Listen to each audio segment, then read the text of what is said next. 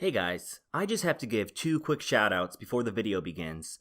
First, thank you to SirSpooksALot fan who very generously pledged my Patreon at patreon.com/SirSpooksALot.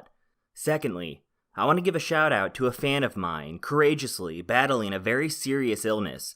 Her name is Veronica. Your son Tor reached out to me and told me not only do the two of you enjoy my videos, but that listening to them has brought you guys closer together. I hope your condition continues to only improve, and that you and Tor enjoy the newest video. I wish you nothing but the best. With tons of love, Spooks. I am 20 years old, and this happened to me about a year ago.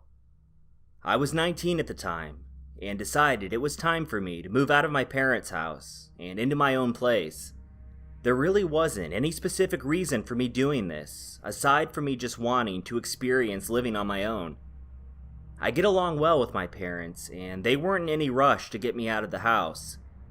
But I had gotten a decent job after graduating from high school, and managed to save up a pretty considerable amount of money. I also made sure to budget everything out so that I wouldn't end up in a bad situation. My parents' house was in a rather nice suburb. I moved into a different suburb that wasn't quite as nice. It was not a bad area by any means. It was just a bit more rough around the edges. The moving in process went smoothly, and I didn't have any immediate issues. Of course, it felt a bit weird at first, and I was somewhat homesick, but that eventually began to fade after several weeks. I'm an average-sized guy, but probably in better shape than the average person. The one thing I never felt after moving out on my own was fear, but that eventually changed. To give you an idea of where I live, it's probably considered a back street, although we get a considerable amount of traffic because people like to use the Rotomon to cut through to another area. I live in a split-level home, and I happen to be on the bottom level. The bottom level is somewhat underground. When I look out the windows, I'm only maybe a foot above the ground while I'm standing up. So basically, my apartment is like 75% underground. This is something that doesn't really bother me because it stays cooler in my apartment easier this way. I also like the seclusion that this particular apartment offers. My upstairs neighbor was an older man, and he seemed pretty nice. He kept to himself and rarely left his apartment.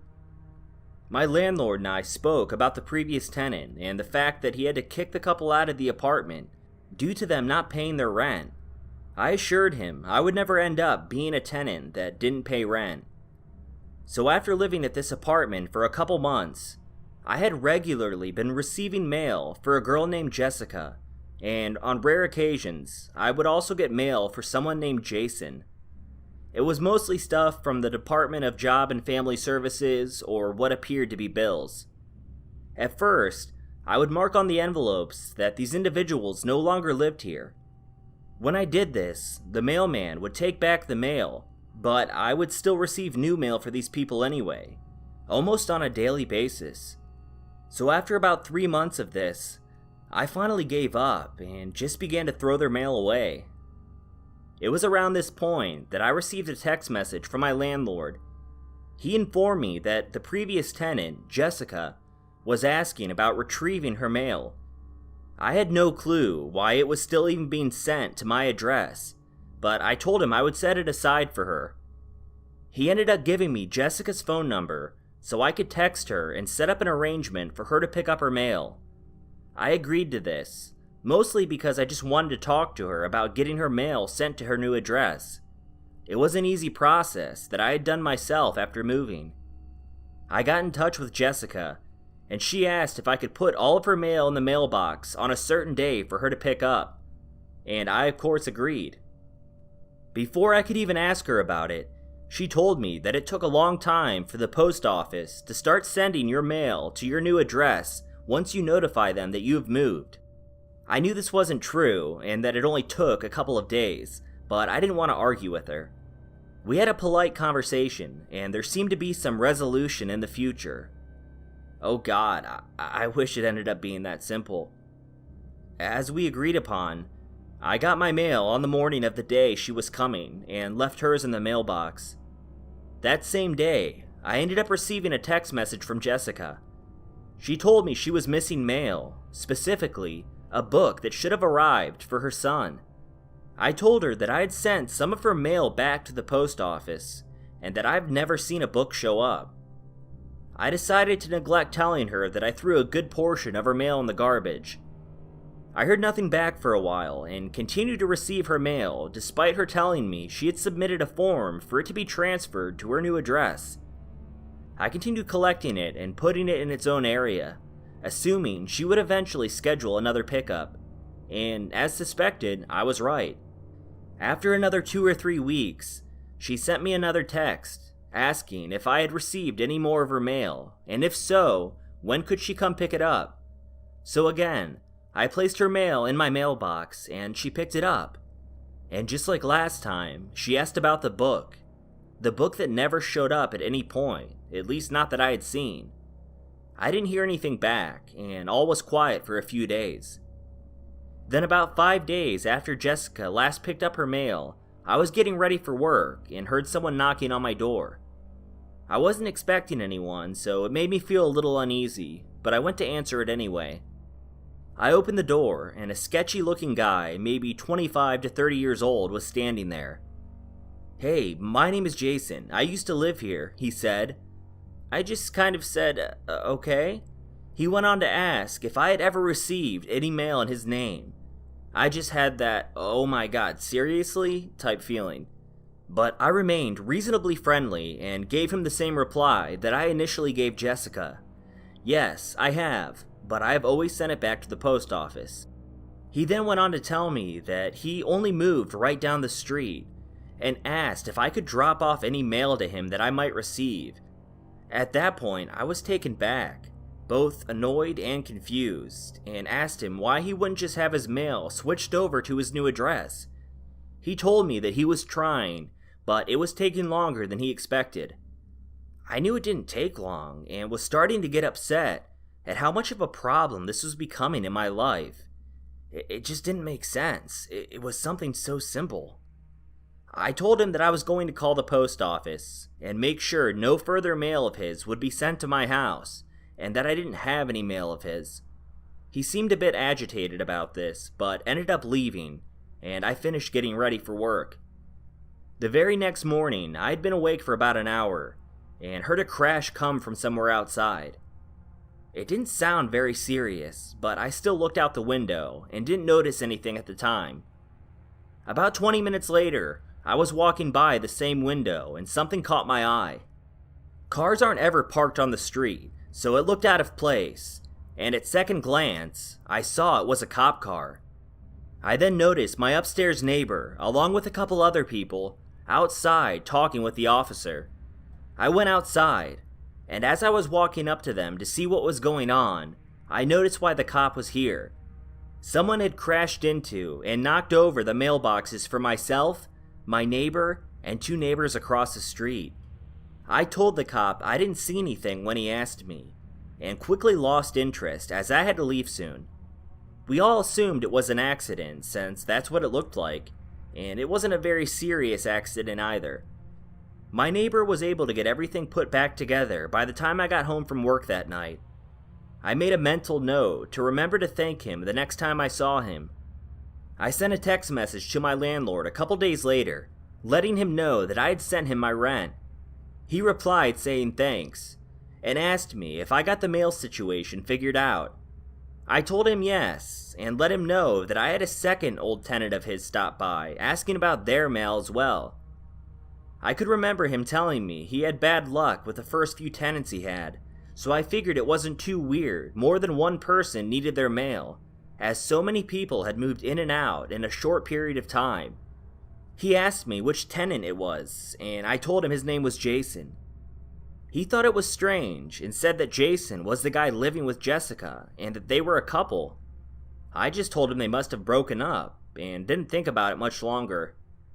A couple nights later, I was having a difficult time falling asleep. I was gaming a bit, and it caused me to consume too much caffeine too late in the evening to fall asleep easily. I remember sitting up in bed, a bit frustrated, and kind of just looked around. That's when I looked out into my living room. and something caught my attention. I saw some sort of mass outside of my window. When I focused my eyes to get a better look, I could then see it was a person who appeared to be staring into my living room window. The only way they could have been doing this is if they walked down a few stairs into the area where my door and living room window were. I immediately freaked out a bit and got out of bed. I then made the mistake of instinctually turning on my hallway light, which really blinded me from seeing outside a bit and exposed where I was. I quickly turned it back off, but could then hear footsteps running away from my window and up the stairs. I tried to act fast to get a look at who it was, but couldn't. I just assumed that it was someone that noticed I didn't have blinds and was being a bit too curious, or just some random weirdo. I tried to forget about it and made sure I had my door locked. Nothing weird happened for a couple nights, but shortly after I'd gone to bed one night, I heard a car alarm going off.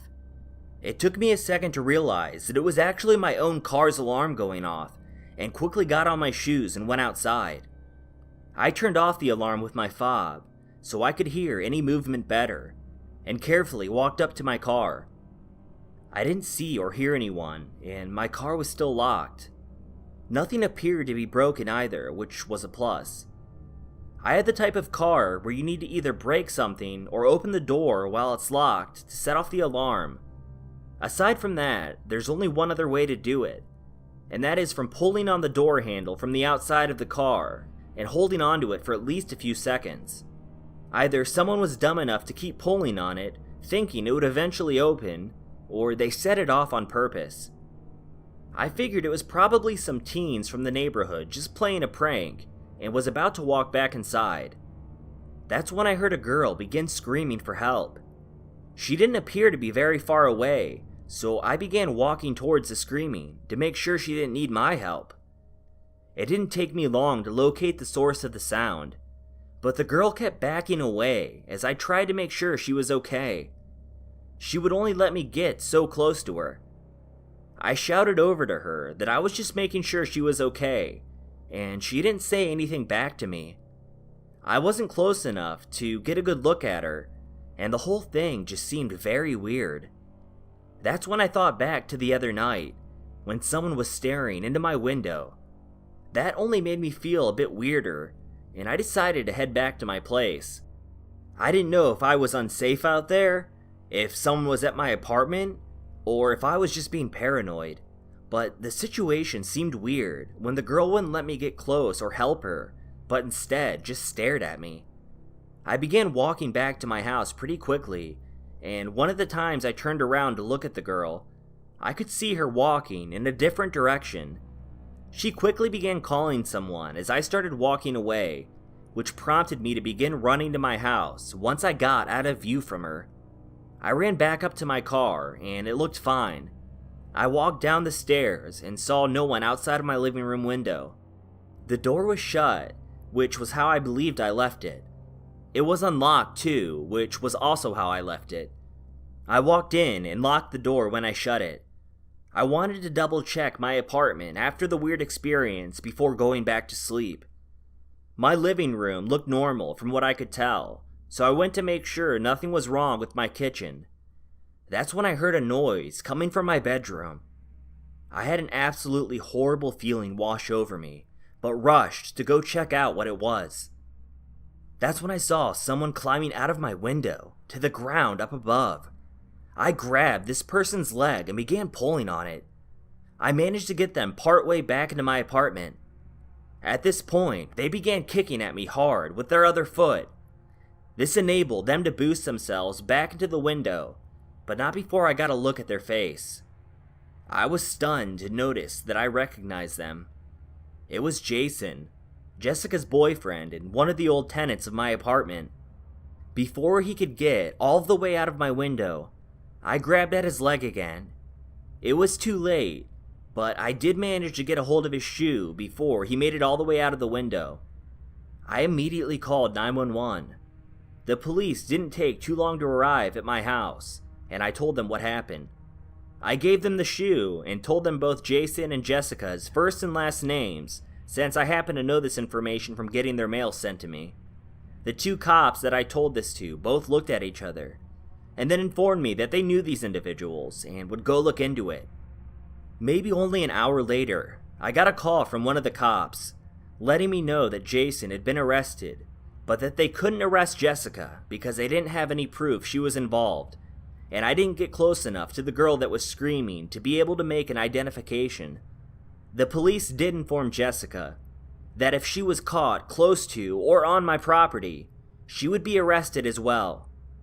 These two both have a history of crime and apparently are drug users.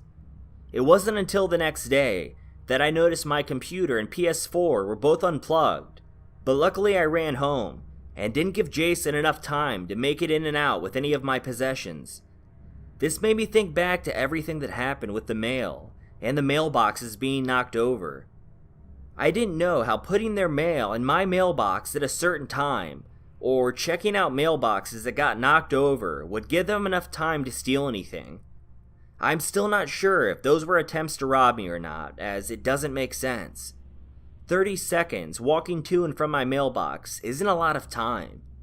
The mailboxes being knocked over could be coincidental as far as I know. It's been a while since this all happened, and I haven't had anything else weird happen. I make sure my doors and windows are locked now before I leave or go to sleep. To give you guys a little backstory, I am a man in my late 20s. This happened to me almost 10 years ago at this point, but still unsettles me when I think about it. When I turned 18, I moved out of my parents as soon as I had the chance, and ended up renting a small house in a less than great neighborhood. At the time, I was both going to school full-time and working full-time, but I wanted to live by myself anyway. It was very difficult, and I didn't have a lot of free time, but it was worth it. One of my next-door neighbors was a small family of a guy, his wife, and 2 children. The man was around 30 years old, which I believe was also roughly his wife's age. They had a son around 10 years old, and a daughter that was probably around 6 years old. The man had a drum set in his garage, and he played them often. I believe he was in a band too, or at least looked like it, and practiced the drums very often just for fun. Despite him actually being a very good drummer, it could be pretty annoying, especially when I was trying to study. It was surprisingly loud in my house when he played his drums, even when the garage door of his was shut. I never complained though, because he never played at times of the day that were very late or anything, and also, like I said, he was at least good at the drums, which made it not as bad as it could have been. One night I went to bed after studying, and I got woken up by the sound of drums. It sounded like someone was playing the drums, but it sounded different than normal. It went on for a couple minutes, and I decided that I needed to go next door and complain. It was almost 11 p.m. at this point, way too late to be playing the drums.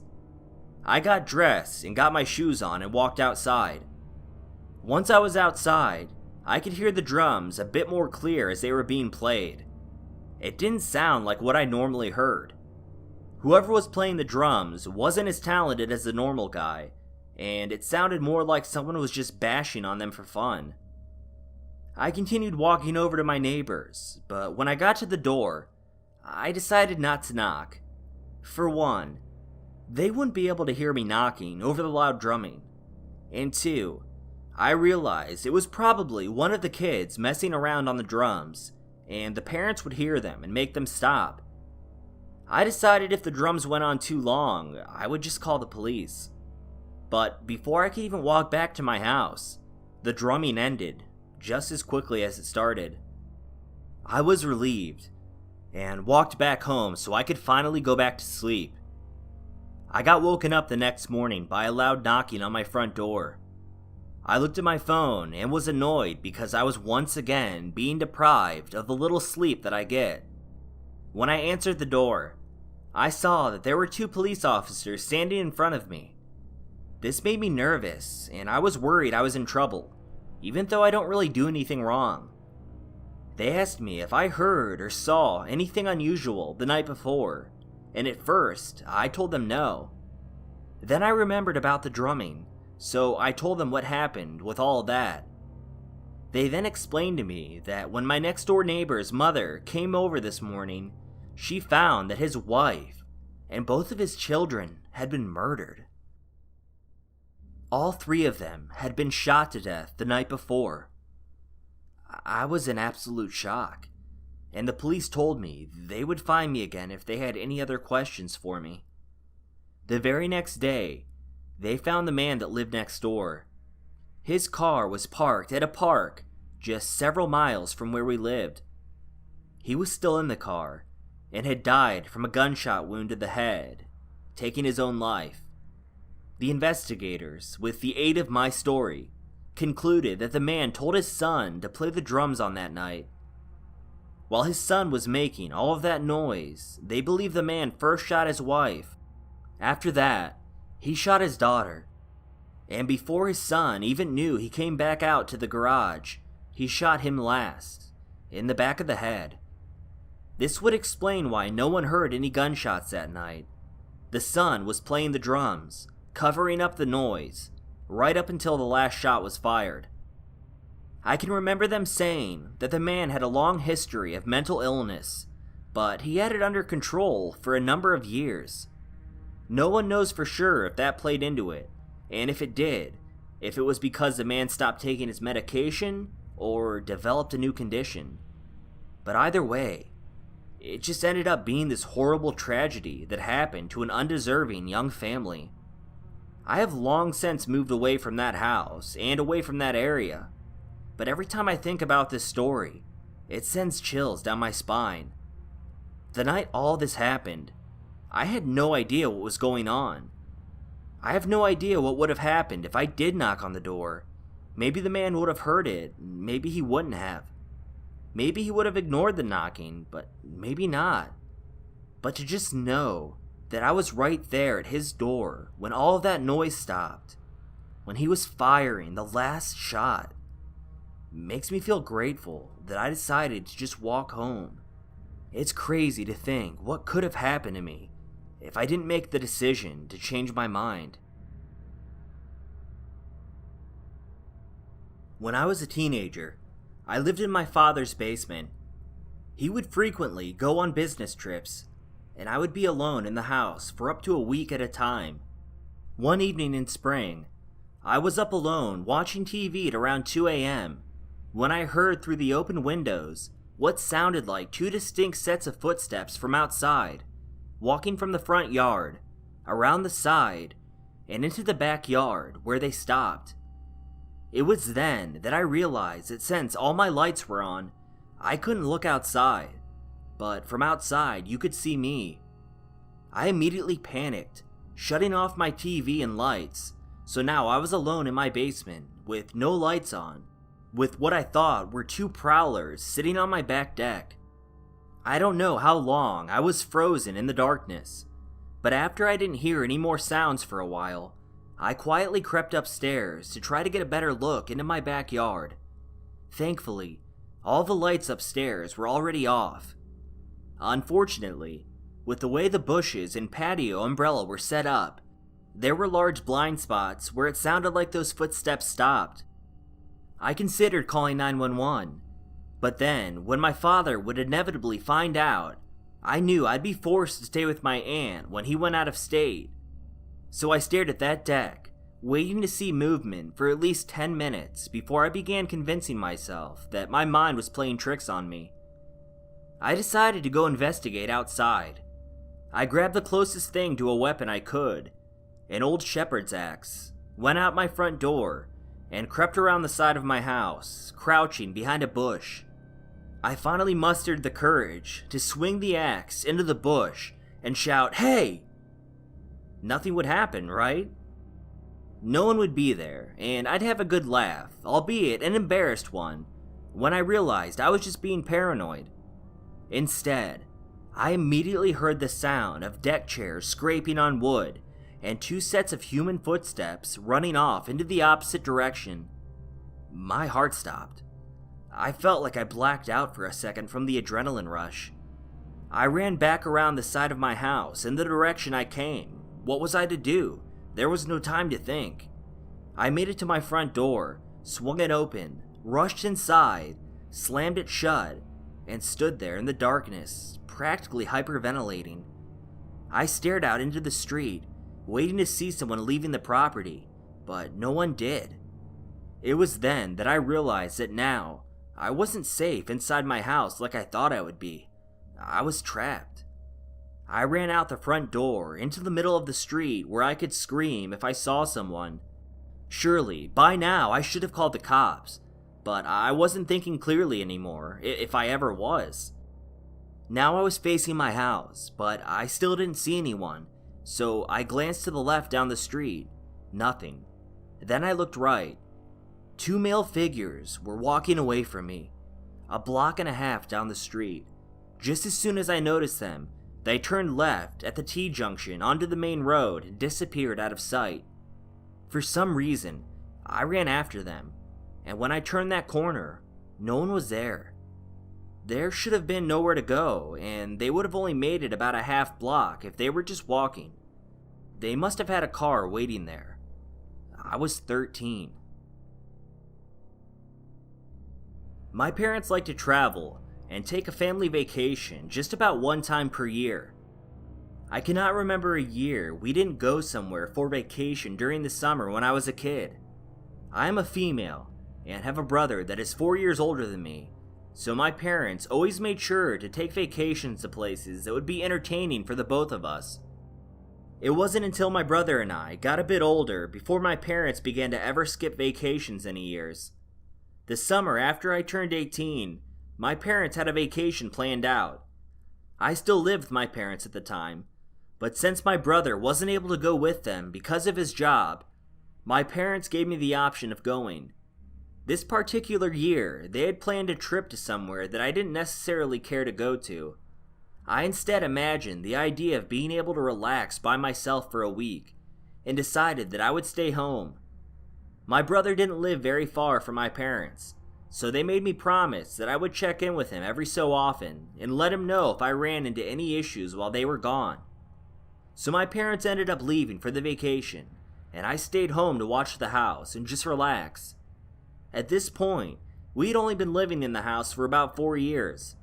I remember when we first moved here, I ended up having to switch school districts over it, and I was just about to begin high school, and I was really upset about it at the time. But a little later in life, I understand my parents bought the house because they were able to get a good deal on it. The first night my parents were gone, I had a few friends over to order pizza and watch a movie. After that, I just planned on spending some time alone and relaxing. The first few days were pretty uneventful overall. But the 4th or 5th night of the vacation, I ended up running into something that was definitely not ordinary. It was around 11 p.m., and I was lying in the living room, watching a movie until I fell asleep, and I heard a knock on the door. This immediately startled me, and I didn't really know what to do. I definitely didn't want to just randomly open the door to whoever may be stopping by at this time of night without knowing who it was. I grabbed my phone to make sure that my brother or any of my friends hadn't tried calling me or sent me a text message letting me know they were stopping by. As I suspected, my phone didn't have any missed calls or text messages. I wasn't sure what to do, so I tried calling my brother, but he didn't pick up. I knew he was probably asleep, but I didn't know who else to call. That's when the knocking began again, and this time, I could hear someone shouting something as well. I couldn't make out what they were saying, but it sounded like whoever shouted was a man. I quietly crept closer to the door so I could hear whoever it was a little better. That's when they knocked again, and this time, I could hear whoever was at the door. The individual identified themselves as the police. I really wasn't planning on falling into any traps, so I knew better than to just blindly trust this person and pull the door open. I snuck up to the door and looked through the peephole so I could get a better look at whoever was standing in front of it. That's when I saw that there actually appeared to be 2 men standing at the door, not one. But they did appear to be who they said they were, so I ended up answering the door. I became very nervous at this point and was praying that nothing bad had happened to either of my parents or my brother. Once I got the door open, the officers asked me if I lived at the house. I told them I did and asked them if there was anything wrong with my parents or brother. They told me that that wasn't why they were there and asked me if I could step outside. I was very confused at this point, but stepped outside like they asked. They asked me if anyone else was inside the house, and I told them no, that I'd been the only one there for several days since my parents were on vacation. I tried asking more questions, but they asked me if they could take a look around the house. I agreed to them coming inside, and they went in as I waited outside. Several minutes later, the two men both came back outside. That's when they were finally ready to talk to me and answer some of my questions. They again reassured me that there wasn't anything wrong with anyone within my family, and that they were there because of a phone call they received. They again asked me if I was sure I was the only one there that day, and again, I told them I was. They asked me if I'd left at any point, and I told them I hadn't. The men looked at each other and kind of shrugged their shoulders, and further explained to me why they were there. They told me that a neighbor of mine had called and reported that there was a man walking around the upstairs of my house. The neighbor told them that they didn't recognize the man, and that they knew my parents were going out of town this week, so they were worried he might have been burglarizing the house. This made me feel a bit uneasy, but I figured that they must have had the wrong house, since I had not gone to sleep yet, and I was pretty confident that if a man had entered my house, walked around upstairs and left, I would have at least known about it. But they didn't brush it off as easily as I did. They then asked me if any of my friends or neighbors might call into the police to play a prank on me, and I told them that I seriously doubted it. I again told them that whatever neighbor of mine called must have just been confused or had the wrong house. And that is when one of the officers told me that this was actually the second phone call they got about my address that night. They said about an hour before the man was reported, a different neighbor of mine called to report that they had been hearing the sound of a man screaming coming from my house. As soon as he said this, it instantly sent a chill down my spine. They said that this by itself wasn't enough for them to come out, but once they got the second call, they did. I told them I didn't hear anything, and I wasn't sure what any of these people were talking about. I said I wasn't sure who would do this, but it must have been some type of joke. They accepted my explanation of this, and told me to make sure all of my windows and doors were locked before I went to bed, and not to hesitate if I needed to call them for any reason. After the officers left, I did just that, and continued to tell myself that it must have just been a joke. I sent messages to all of my close friends and asked them about it. The ones that were still awake denied that they would do anything like this, which is the same thing the rest of them said the next day. I did my best to forget about it and just tried to get some rest. The next couple days went by without any problems, and I felt relieved when my parents got home. I ended up telling them about the incident with the police. My mom seemed to look a bit worried about it, but my dad brushed it off, and he agreed that it must have been a mistake. For the next couple years, there were a few other times that weird things would happen, but even if there weren't good explanations for them, they were small enough to where no one really stressed out about it. Eventually, I ended up moving out of my parents' house. A couple years after I moved out, I was over at their house spending time with them. We brought up the subject of weird things that happened at their house, and my dad said he didn't want to tell me this while I was still living there, but the reason they got such a good deal on the house was because there was a murder that took place there. My family and I are all skeptics for the most part, but this still doesn't sit very well with me. When I asked my dad if he had any information about the murder, all he knew was that a woman had apparently killed her husband in the upstairs hallway, right outside one of the bedrooms. Now, I'm still a skeptic for the most part, but after learning that, thinking back to the night the police were called, and the two separate reports for a man screaming and a man walking around upstairs, is still something that terrifies me.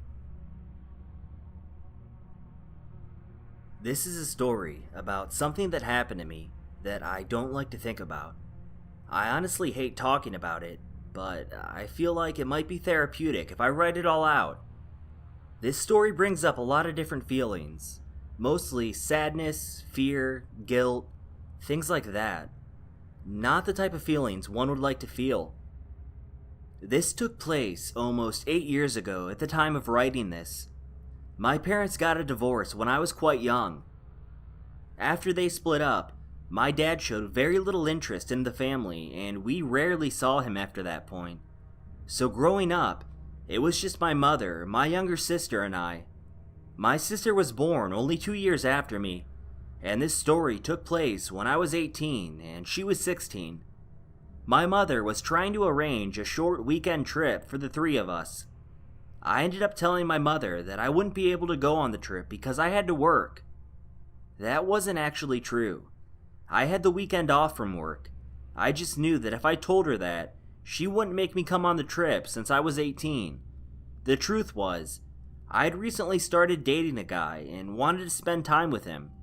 But my mom trusted me and she didn't give me a hard time about it. My mom and my sister got packed and ended up leaving Thursday morning for the trip. They were set to return on Sunday, giving me a few days to relax either by myself or with my new boyfriend. The place my mom picked for the trip was only about a 10-hour drive, so she was hoping to make the drive straight there without having to stop and get a hotel at any point. They left early Thursday morning, and I briefly got up to tell them goodbye. My mom told me she would call me when she and my sister arrived at their destination. After that, I ended up going back to sleep for several hours. It was around 10 a.m. when I woke up for the second time, and for some reason, I just had this awful feeling. It was like an intense feeling of anxiety with a sense of dread added to it. I decided to call my mom to check in on them. She said they had gotten off to a bit of a slow start, stopping for breakfast and everything, but that everything was fine, and she still hoped to drive straight to their destination and was planning on getting there by sometime a little later in the evening. This made me feel a little better, but I still couldn't figure out why I was feeling the way I did. I wasn't able to come up with any logical explanation for how I felt, so I did my best to just brush it off and tried focusing on other things to distract me. My boyfriend and I had plans for us to hang out that day, but he wasn't able to stay late as he had to be up very early the next day. He ended up coming over and we ate lunch and just hung out. We didn't do anything out of the ordinary, and he left around 5 p.m. to head home. At that point, I began watching TV and tried deciding what I wanted to eat for dinner. By this point, I wasn't feeling quite as weird as I was earlier in the day. After eating, I took a shower and lay down on the couch. It was around 8 p.m. when things started to get a little strange. I was startled when I suddenly heard a noise come from the other side of my living room. It sounded like a piece of paper had slid down the wall or across the floor or something.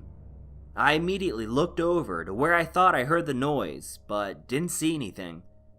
I figured something must have fallen somewhere and brushed it off as nothing. A little while after this, I heard another noise. It was coming from the same location, and almost sounded like a quick, faint knocking noise. I again looked over in the direction it was coming from, and decided to get up and take a closer look. There wasn't too much over on this side of the room, just a bookshelf with a few photos sitting on top of it. There were 3 framed photos, a family photo, one of my sister in the middle, and one of myself on the end. I at first thought that maybe a book had fallen over, but couldn't really come up with any evidence to back this up. But the 2 noises were pretty subtle, so after giving it a quick look, I went back to watching TV. About as soon as I sat down, I heard a loud smack come from that same area in the room. My heart began racing, and I looked over again. This time, the photo of my sister had fallen face down on top of the bookshelf. This really startled me, but I had assumed that since it happened so soon after I walked back from the bookshelf, that it must have been something I'd done, even though I couldn't recall actually touching anything when I went over there to investigate the second noise. I put the picture back up and continued watching TV. Maybe 10 minutes later, the same picture fell down again, just like it did the first time. And again, I was startled and was beginning to get a little more nervous. I kept rationalizing everything at this point though, and assumed the photo must have been stood up in a way that kept causing it to fall down. I made sure to set it up securely, and it was slightly leaning backwards. I figured that I had taken care of the problem and went back to watching TV, although I was having a more difficult time focusing on what I was watching at this point. That's when it happened again. The same picture of my younger sister somehow fell forward and landed face down. This time I didn't have any type of explanation that was even close to being rational. The picture was leaning backwards, just like it was supposed to. It was impossible for it to fall forward onto its face without something else making it do that. I was seriously freaked out at this point and decided to just turn off the TV and go to bed. It was 8:55 p.m. when I went to bed. I can remember this because at the time, I thought that this was the first time I would be going to bed before 9 p.m. in years. I wanted to call my mom just to check in on her and my sister, and also because I was a bit scared and figured talking to her might make me feel better. But I decided I was just being paranoid and really didn't want to bother her. She said she would call me once they finally got to where they were going, and I didn't want to interfere with her trying to find wherever that was. I had trouble sleeping and just kept thinking about everything, so around 9:30 p.m., I finally decided to call her. I ended up getting her voicemail. I figured she was just busy and would call me back whenever she could. I finally was able to fall asleep that night, probably around 10 p.m. I was woken up that night by my phone ringing. My mom was finally calling me back. As I answered my phone, I looked over at my clock and saw it was a bit after midnight. I didn't expect her to call me this late, but figured she wanted to keep true to her word. When I answered the call, my mom was hysterical. I couldn't understand anything she was saying and kept telling her to calm down. And once she finally did, I found out that my sister had been killed in a car accident. It turned out that a drunk driver had run through a red light and slammed right into the side of the car. My entire world stopped at that moment. It was just the worst thing I could imagine happening to my family. Later on, I found out that this accident took place at 9:04 p.m. that night. At first, this particular information didn't mean much to me, but I eventually thought about it more and looked back to the odd things that had happened that night. And this is what leads me to carrying around this deep sense of guilt. First off, if I hadn't lied to my mom about having to work, I would have gone on the trip with them. If I would have gone, I would have been the one sitting in the front seat of the car, not my sister. Also, if I would have called my mom at 8:55 p.m. when I was going to bed, it may have prevented the entire accident. Maybe my mom would have pulled over for a minute to talk to me. Maybe not. Either way, I still feel guilty. I know that it's ultimately the fault of the man who was driving drunk, but I still feel the way I do. I'm not sure what was really going on with my sister's picture. I haven't had anything weird happen since that night or prior to it, but if it was a spirit or some type of entity, I believe it was a positive one.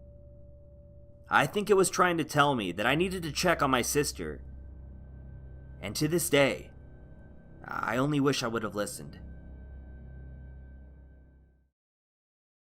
Hey guys, if you've gotten to this point of the video, I want to say thanks for watching all of it. I wanted to quickly let you guys in on some stuff going on. There's a lot of work I've been doing behind the scenes to try to get things going a bit smoother for the channel. It might not appear like it, but there's a lot in the works. I believe there are 4 or 5 stories that are in the process of being completed. I'm also going to be putting together a video containing some of the short creepypastas some of my subscribers have sent me, so if you have any stories you'd like to submit, either creepypastas or true stories, please send them to my email, which is located in the description. If you enjoyed the video, please give it a like, comment, share, subscribe, etc. Like always, I love you guys, and I'll see you all again soon.